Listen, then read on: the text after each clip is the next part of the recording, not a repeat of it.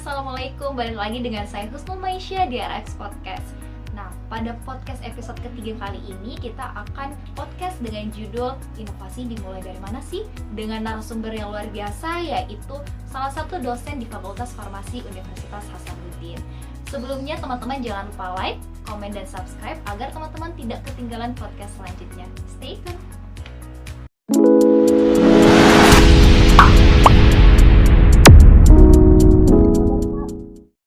Alhamdulillah, baik. Kalau boleh tahu sekarang kesibukannya apa? Sekarang ya sebagai dosen pasti mengajar, meneliti, dan beberapa tugas administrasi lain dari kampus. Jadi dosen juga meneliti ya? Ya. Adapun tema hari ini Pak, kita membahas mengenai inovasi. Jadi temanya yaitu inovasi dimulai dari mana? Karena kita lihat background dari Bapak adalah seorang peneliti, sehingga kita ingin tahu atau ingin mendapatkan tips dan trik dari Bapak bagaimana langkah apa saja yang harus dilakukan dalam membuat atau mengembangkan program. Oke, sebelumnya Pak, kalau boleh tahu nih, kenapa Bapak tertarik di bidang farmakologi dan farmakoepidemiologi? Jadi ketertarikan sama farmakologi itu berasal dari waktu mahasiswa. Jadi kan di farmasi itu ada banyak lab. Nah, lab yang menurut saya yang menarik ya, karena kita bisa mengetahui umpamanya bagaimana obat itu bekerja, itu adalah lab farmakologi. Jadi kalau kita umpamanya biasa minum obat kan, kita pasti penasaran umpamanya kenapa orang minum obat anti hipertensi bisa menurunkan tekanan darahnya orang. Itu gimana sih secara molekuler gitu. Nah, dengan belajar farmakologi kita bisa tahu hal-hal seperti itu. Makanya saya tertarik dengan farmakologi. Kalau bidang farmakoepidemiologi itu saya baru mendalami setelah S3. Jadi kebetulan di unit riset saya itu bukan hanya fokus pada farmakologi, farmakoterapi, tapi juga ke farmakoepidemiologi dan farmakoekonomi. Jadi salah satu pembimbing saya itu fokus risetnya di bidang farmakoepidemiologi, makanya mau tidak mau saya harus belajar farmakoepidemiologi walaupun sebenarnya adalah topik penelitian saya itu tentang farmakologi atau farmakoterapi. Tapi metodenya, metode risetnya kita pakai metode yang digunakan di farmakoepidemiologi. Jadi farmakoepidemiologi itu campuran antara farmakologi dan epidemiologi. Terus Pak, inovasi apa saja yang sudah Bapak kembangkan?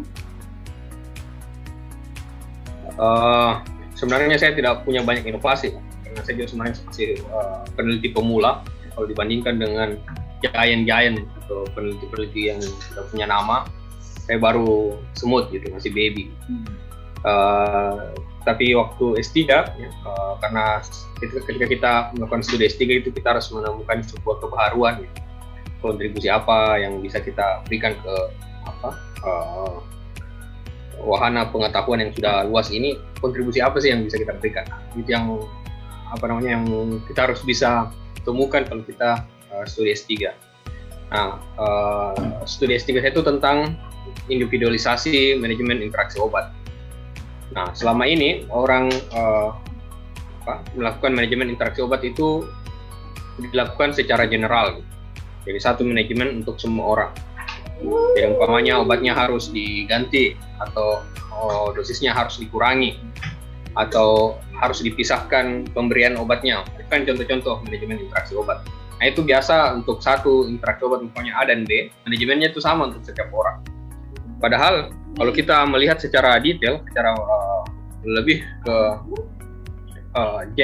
profil genetika seseorang itu, profil genetika populasi itu tidak sama semua gitu. Ada beberapa persentase ya, sebagian kecil persentase orang yang memiliki profil genetika yang berbeda. Nah, kalau kita berbicara interaksi obat secara farmakokinetik, karena interaksi obat kan ada dua ya, secara farmakokinetik, secara umum ada tiga sebenarnya, ada farmasetik, farmakokinetik, dan farmakodinamik. Ya, kalau kita bicara interaksi obat secara farmakokinetik itu mostly melibatkan yang namanya drug metabolizing enzyme, yang kita biasa kenal dengan CYP450. Biasa kita dengar CP450 yang metabolisme obat di hati. Nah, gen yang mengkode enzim CP450 itu ada sebagian orang di populasi itu memiliki variasi genetik yang berbeda daripada populasi secara umum, sehingga dia akan memiliki efek ya, ketika dia diberikan obat tertentu dia akan memiliki efek yang berbeda dengan populasi yang lain. Begitupun ketika kita berbicara tentang interaksi obat ya, yang berbasis farmakokinetik, mostly juga itu kebanyakan itu fasilitasi oleh enzim CP450. Umpamanya obat A, dia menghambat metabolisme obat B dengan cara menghambat kerja enzim CP450, atau dia mempercepat metabolisme obat B dengan cara menginduksi kerja enzim CP450. Nah, bagaimana kalau seseorang punya profil genetik yang berbeda pada CP450 yang umpamanya profil genetiknya itu menyebabkan dia kemampuan metabolisme obat seseorang itu menjadi sangat lemah. Ya, ketika dia diberikan inhibitor, apakah akan tetap terjadi interaksi obat atau tidak? Atau ketika dia diberikan inducer, apakah tetap akan terjadi interaksi obat atau tidak? Nah, dari yang kami pelajari, ya, bahwa efek interaksi obat jika ya, profil genetika enzim CP450 itu berbeda, maka akan menghasilkan efek yang berbeda pula. Sehingga manajemen interaksi obat itu tidak boleh disamakan untuk seluruh populasi, tapi harus dilihat juga profil genetiknya, sehingga kita bisa mengatakan obat interaksi antara A dan B bisa terjadi pada orang A, tapi interaksi obat A dan B tidak terjadi pada orang B. Jadi seperti itu ya, kita mau membuat individualisasi manajemen untuk interaksi obat. Karena yang selama ini yang masih yang ada ya, jadi yang banyak dibahas itu adalah individualisasi terapi untuk obat single gitu, maksudnya single drug use untuk penggunaan obat tunggal. Tapi bagaimana kalau dia terjadi interaksi obat, apakah bisa diindividualisasi atau tidak? Nah, dari yang saya pelajari itu bisa sekali individualisasi, tapi kita butuh guideline untuk itu. Nah, itu next step. Ya, mungkin itu saja. Jadi mungkin lebih melihat interaksi obat ya Pak? Ya, interaksi obat gen. Jadi yang kita selama ini kenal hanya interaksi obat-obat. Nah, yang saya pelajari di S3 itu interaksi obat-obat gen. Jadi bagaimana memasukkan variabel genetik dalam interaksi obat. Terus Pak, menurut Bapak apa dampak dari inovasi yang telah Bapak buat? Dampaknya ya paling yang secara langsung adalah tidak semua manajemen interaksi obat itu harus disamakan untuk tiap orang, karena interaksi obat bisa terjadi pada orang tertentu tapi bisa saja tidak terjadi pada orang lain karena adanya polimorfisme genetik pada enzim pemetabolisme obatnya. Jadi kalau umpamanya orang pakai handbook of drug interaction ya, seperti Stokely, Hippocrates, drugs.com ya, dan lain sebagainya, itu kan dia hanya mempertimbangkan tidak mempertimbangkan profil genetik dari pasien. Dia hanya memberikan advice secara umum. Nah, kita butuh guideline khusus untuk lebih spesifik ya, yang melihat profil genetik seseorang. Jadi dia memberikan advice tentang manajemen interaksi obat berdasarkan profil genetik seseorang.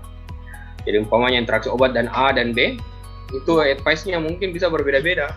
Iya. Untuk tiap profil genetik, tidak sama semua. Nah, itu implikasinya gitu. Kemudian inovasi ini diimplementasikan kemana saja Pak? Jadi kita belum sampai tahap implementasi ya. Kita masih dalam tahap awal. Baru pada penelitian awal menunjukkan bahwa ada perbedaan efek jika terjadi perbedaan profil genetik ya, terhadap interaksi obat. Jadi riset di bidang interaksi obat-obat gen itu masih sangat-sangat baby. Ya, tahapannya masih sangat-sangat di tahap awal, dan kita masih butuh banyak sekali penelitian ke depan untuk membuat sebuah guideline yang bisa mendukung implementasi individualisasi manajemen untuk interaksi obat-obat gen. Kemudian ini terkait dengan penghargaan atau awards yang Bapak dapat, yaitu Best Scientific Article pada tahun 2020 Pak. Itu dalam artikel tersebut apa yang Bapak kaji? Kalau boleh tahu Pak?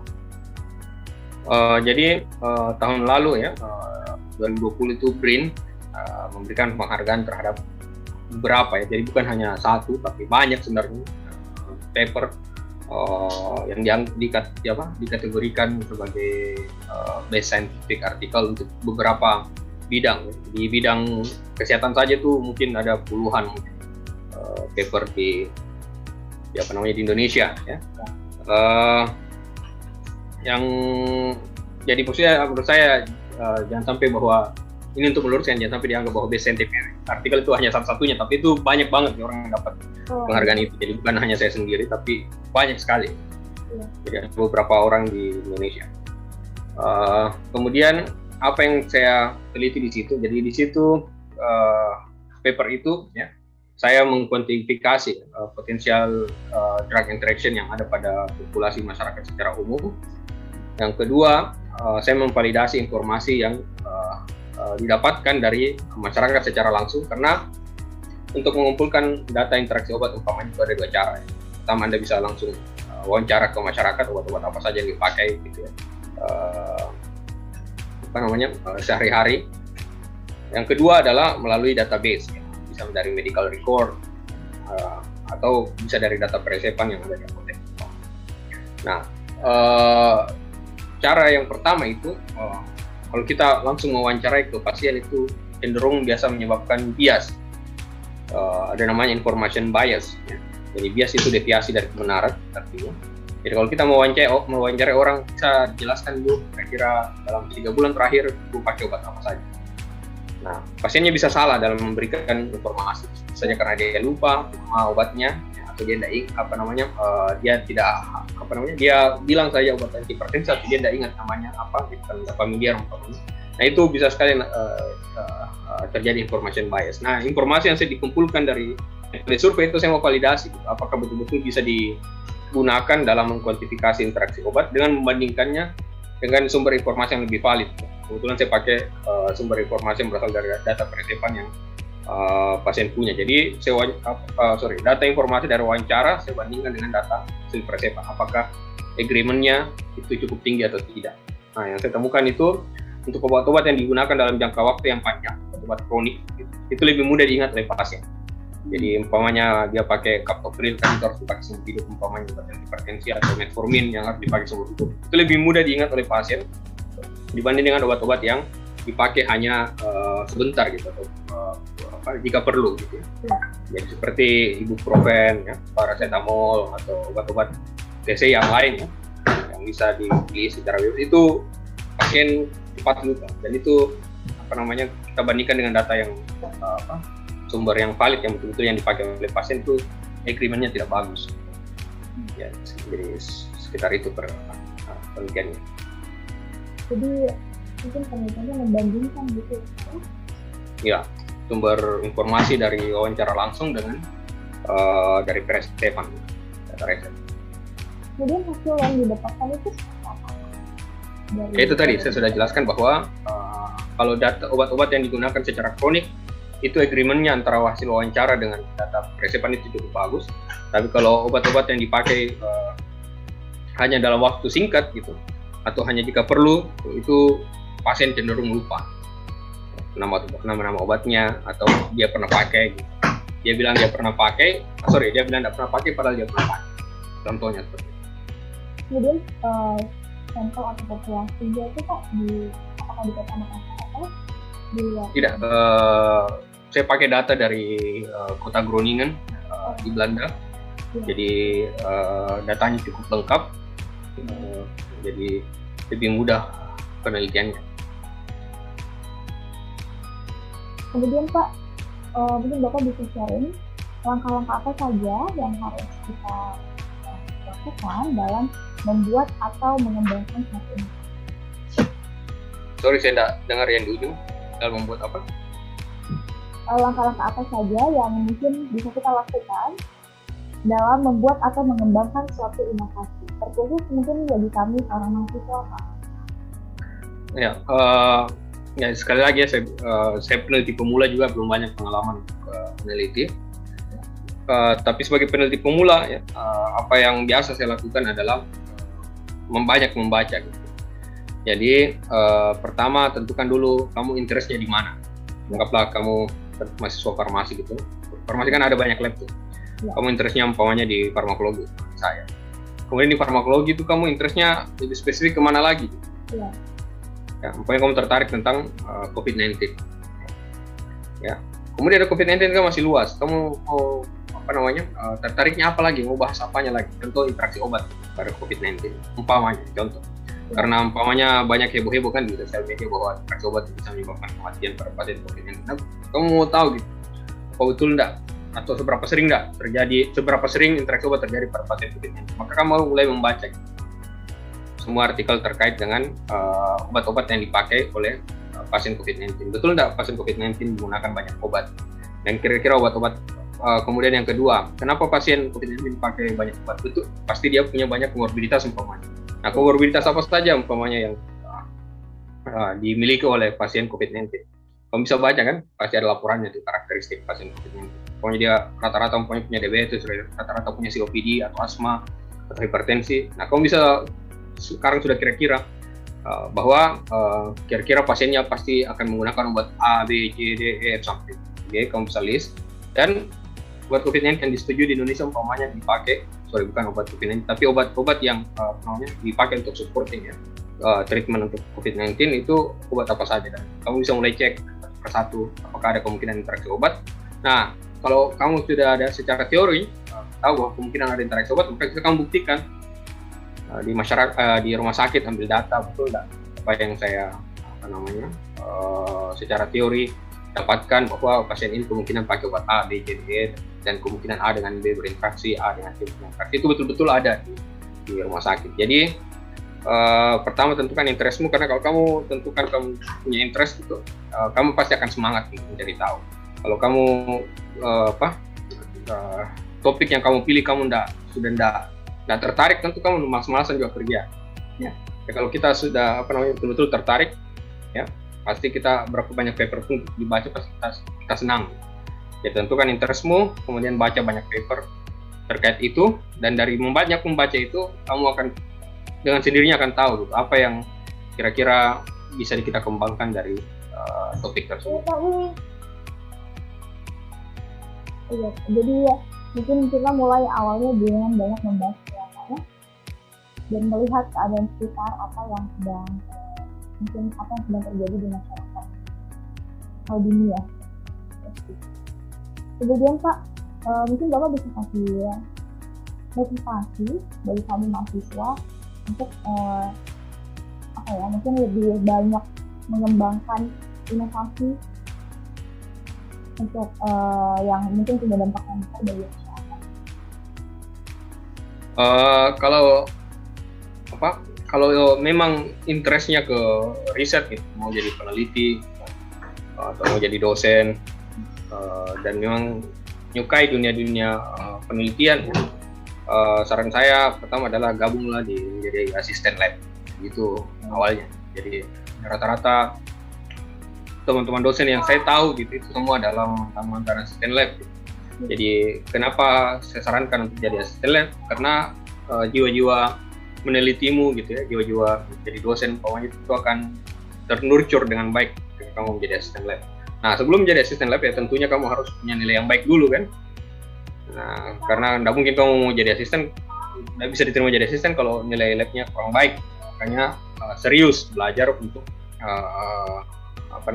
lab yang kamu sukai gitu, supaya kamu nantinya bisa jadi asisten. Kemudian nanti jadi asisten, next step-nya nanti bisa cari beasiswa untuk sekolah keluar. Asisten lab itu nilai plus untuk CV kamu. Apalagi kalau nanti pada saat skripsi bisa menerbitkan satu artikel umpamanya penelitian, itu menambah CV-mu walaupun tidak wajib ya. Dan itu bisa kamu manfaatkan untuk mencari beasiswa keluar. Dan kalau sudah sampai keluar ya insya Allah makin berkembang, karena lingkungan pasti akan mempengaruhi bagaimana perkembangan kita. Kemudian Pak, mungkin ini kan kita lihat background dari Bapak itu, Bapak adalah lulusan dari Universitas Toyama Jepang, dan baru-baru ini baru lulus tahun 2020 ya Pak kalau nggak salah dari University of Groningen, Belanda.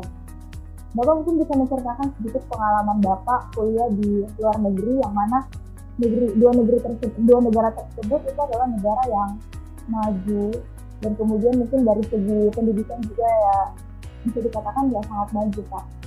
Pengalaman saya apa yang bisa Bapak dapatkan dari bersekolah di dua negara? Jadi Jepang dengan Belanda itu punya kultur penelitian yang berbeda gitu. Jadi di Jepang orang kerjanya rigid, betul orang kerja gitu. Kalau di Belanda itu lebih rileks. Jadi Sabtu Minggu orang nggak masuk, jam 5 sudah pulang. Kalau di Jepang itu bisa sampai Sabtu Minggu kita tetap masuk lab, jam 9 malam masih di lab. Jadi ada dua kultur yang betul-betul berbeda antara Jepang dan Belanda. Jadi kalau kamu suka bekerja dengan rileks umpamanya, pergilah ke Eropa gitu, ke US atau ke Aussie gitu, negara-negara barat gitu ya. Kalau kamu sukanya kerja keras gitu, kamu senang bekerja keras, pergilah ke negara-negara Asia kayak Jepang, Korea, itu mirip kulturnya. Jadi silahkan pilih. Kalau kamu mau rasakan dua-duanya ya silahkan ke dua tempat tersebut. Jadi ya itu yang saya bisa share. Jadi mungkin lebih santai kalau misalnya di negara Eropa ya Pak, dibanding negara Asia. Iya, jadi mereka rileks ya, kerja, libur. Pokoknya kalau jam 5 sudah pulang. Tidak selesai kerjanya ya selesai. Kalau libur ya libur. Jadi mereka pendukung life work balance. Kalau di Jepang ya hampir tidak ada jam kerja gitu, secara unofficial. Jadi memang kita dituntut lebih kerja keras di Jepang. Ya. Ini kalau boleh tahu ini Bapak dapatkan beasiswa ya Pak untuk bersekolah di luar sana. Mungkin Bapak bisa kasih kami tips bagaimana agar mendapatkan beasiswa ke luar negeri Pak. Karena banyak mahasiswa yang punya cita-cita yang besar ingin melanjutkan pendidikannya di luar negeri.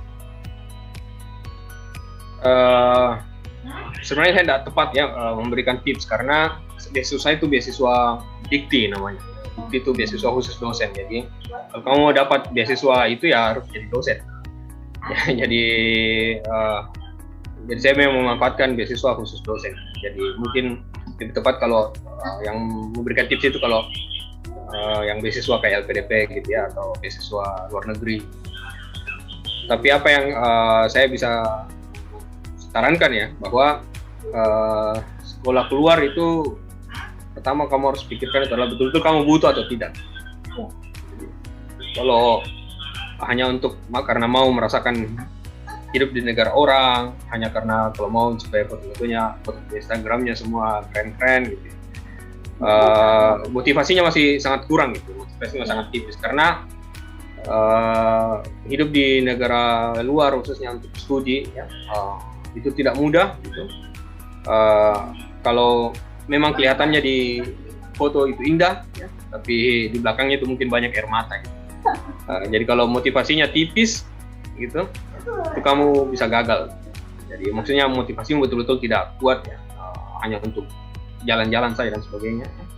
Karena masa-masa bulan madunya itu hanya di 6 bulan pertama, mungkin setelah itu ya sama saja gitu ya, pasti harus berdarah-darah untuk selesai. Dan tuntutannya pasti lebih besar kan, dari sisi bahasa, budaya, apalagi kalau kita tidak terbiasa jauh dari keluarga umpamanya, kalau kita ada apa-apa harus bisa mandiri dan sebagainya. The list go on.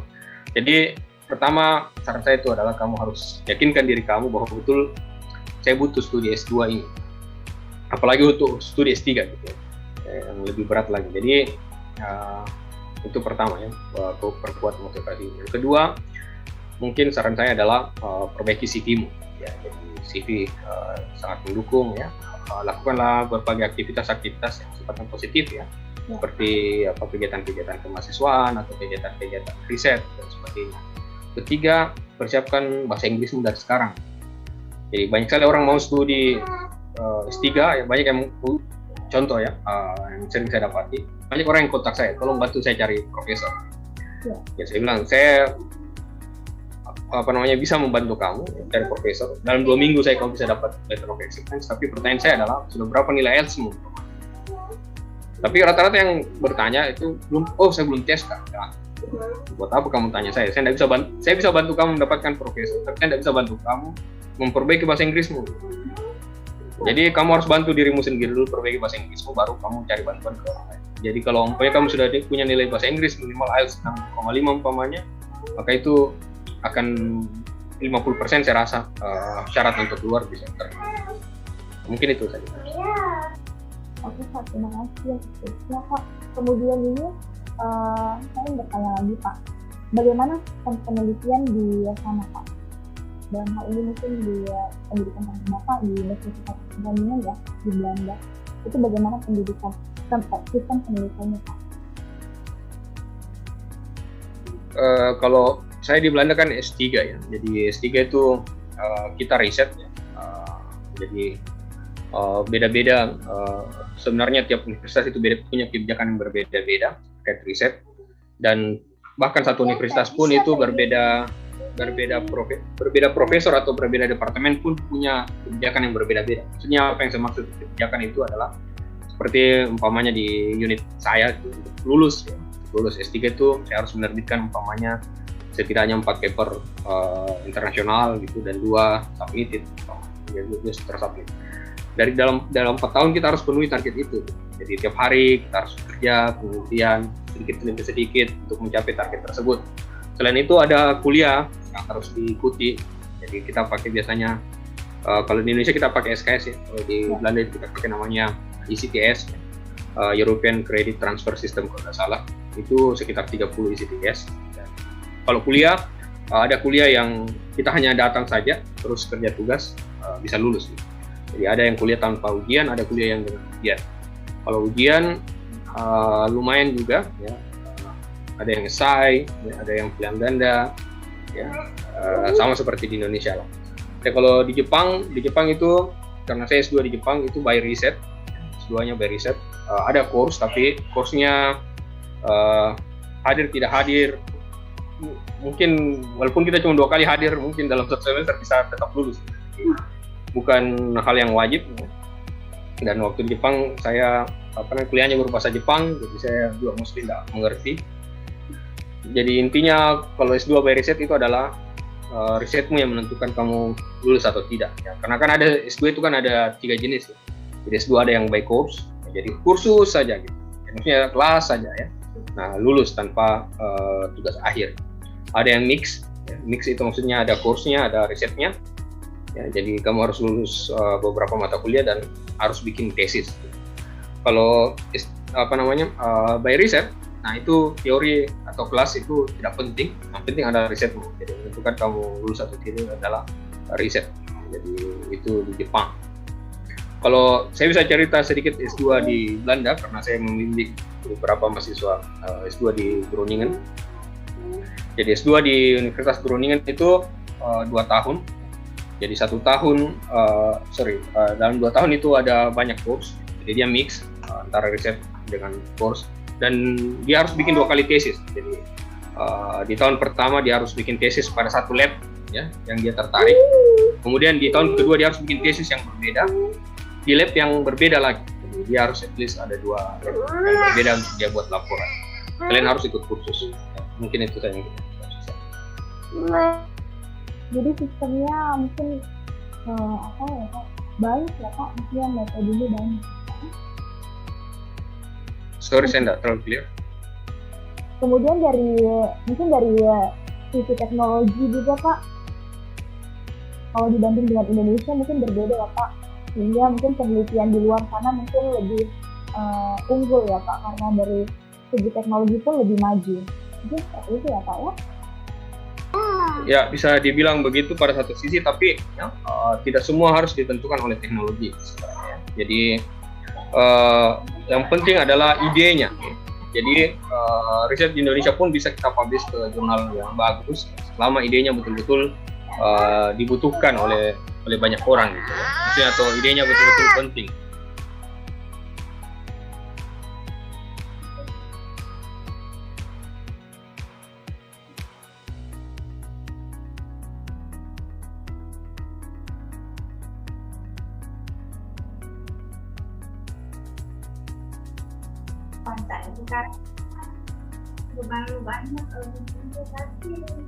Pak, ini pertanyaan terakhir, mungkin Bapak bisa berbagi quote untuk kami sehingga kami bisa terinspirasi dalam mengembangkan inovasi. Apa ya? Jadi apa yang kita ketahui itu sebenarnya, apa sih istilahnya ya? Jadi kadang kita takut terhadap sesuatu ya, umpamanya takut mencoba terhadap sesuatu, kita takut gagal atau umpamanya mencoba mencari beasiswa, itu hanya karena kita tidak punya informasi terhadap apa yang kita takuti. Jadi tidak ada yang terlalu terlalu tinggi untuk dicapai gitu. Kalau kita mau dan itu tadi berani, nekat saja, karena sesuatu yang kita takuti sebenarnya itu karena kita tidak punya informasi tentang itu. Kita takut umpamanya mendaftar beasiswa karena sebenarnya kita tidak tahu prosedur untuk mendaftar beasiswa, atau kita takut umpamanya pergi ke luar negeri untuk belajar, nanti takut gagal dan sebagainya. Itu karena kita belum tahu sebenarnya apa yang terjadi di sana. Tapi ketika kita sudah tahu, pasti akan kita bilang, oh ternyata begini di Valen, oh begini di Valen. Jadi hindari ketakutan itu gitu. Jadi penuh pertimbangan bagus, tapi jangan sampai pertimbangan itu membuatmu takut. Jadi intinya jangan pernah takut untuk mencoba ya Pak. Iya betul. Oke Pak, terima kasih untuk sesi sharingnya malam ini. Kita sangat merasa merasa terhormat bisa podcast dengan Bapak.